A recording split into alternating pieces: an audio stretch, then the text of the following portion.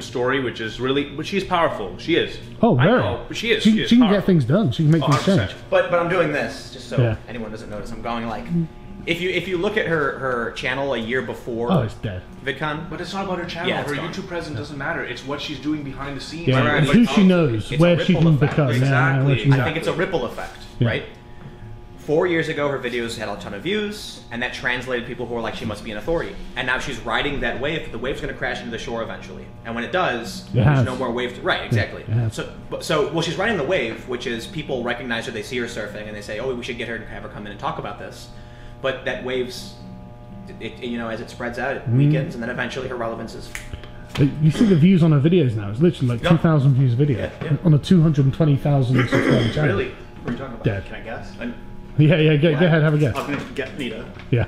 Well, so here are my thoughts. I think there was a period where normies were hearing these things about racism and tolerance, and they were like, dude, that's a really cool thing. Like, when I actually first heard about Anita, and she was saying... That's a really cool thing. Oh, like normies were hearing about Simple's like, pro-racism. like pushback. Yeah, fighting back against white supremacy and stuff. Okay. Look at like the wave of Antifa, how for a while everyone was like, they're great. And then all of a sudden, after San Francisco, you had vegan ISIS, you had The Atlantic calling them out, saying they attacked innocent people. Yeah. So I think what happens is... Vegan ISIS. It's a great name, though. The normies get to a point where they're like, okay, now y'all are crazy. Yeah. They start to realize it's gone too far. I'm hoping that normies rise up. That's one of my complaints I was saying earlier. The normie uprising, come on. Well, because I have friends who call themselves feminists, and then I ask them some basic questions. Like, I talked to my mom, and she's like, she thinks she's a liberal, and I'm like, oh, Mom, you sound like a modern conservative. Like, if anything you said was public, people just call you conservative, even though you're, like, been a liberal hippie your whole life. It's like the Overton window has shifted so much that I'm hoping that whatever the left is, which is now the far right compared to the far left, eventually just starts going like, oh, God, shut up, Jesus, man. I'm hoping, but that's how I've come into being. I'm ultimately that centre left guy who's like sick of the identity politics and just the look at Solo. Solo bombs. Oh yeah. And what do they write about it? White male leads can't work or something. It's like, It's and then Deadpool. It's not even that. They spent the last 10 years going, oh, everything's white male representation. Look at all these huge movies with white men in. There should be people of colour in there. And after they've basically infected Star Wars with social justice, and everyone knows about it. Everyone knows. Like, it's the common narrative that everyone's like, oh yeah, it's very SJW-y. Look at Admiral Gender Studies,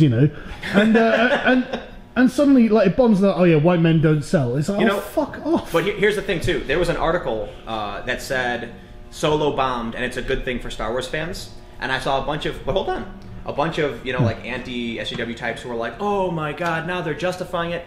Because the article said, because the movie bombed, now Star Wars can get back to its roots and start weeding out the people who are causing the movie problem. And I'm like, I actually think we all agree with that. Yeah, that is actually a good That was the point. argument. People were saying boycott the movie so it does bad so that they can fix it.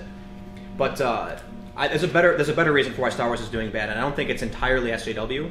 I read this article that said that Star Wars is too in love with itself.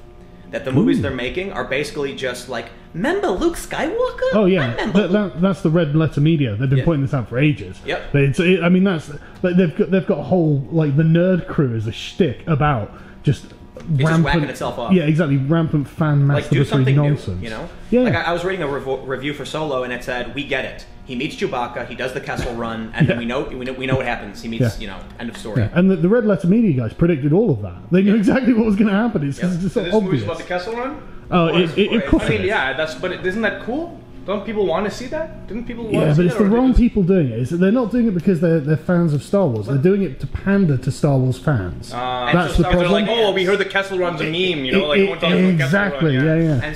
But the other thing, too, is, like, spoiler alert, Darth Maul is in it. Yeah, why? They're trying to just be like, Star Wars!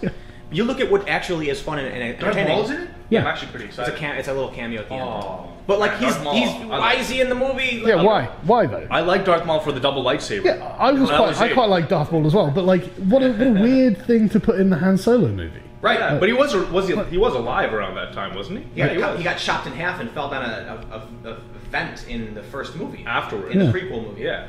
So I guess there's some like narrative about how he came back, he was healed or something. I don't know because I don't follow the extended universe stuff. How old is Han Solo when Luke Skywalker? So Han Solo is like Oh my god! What is he in his late 30s? early 30s, late 30s? Yeah, something like that. Early 30s, I'd say. You know how he gets his name? Oh, yeah. This was so stupid. Cringe. They couldn't just give him a real name. It was the worst rank I've ever heard So of. wait a minute. If he's in his late No, 30s, hang on, you got to right? hear this. You got to hear this. It's great. I didn't see the movie. I've seen the movie. It was terrible. Han Solo apparently is like signing up to join the Empire, and they say, "What's your last name?" And he refuses to give it. So they just go, "Well, it's by himself." It's worse because he's not part. He says, "I don't have a people."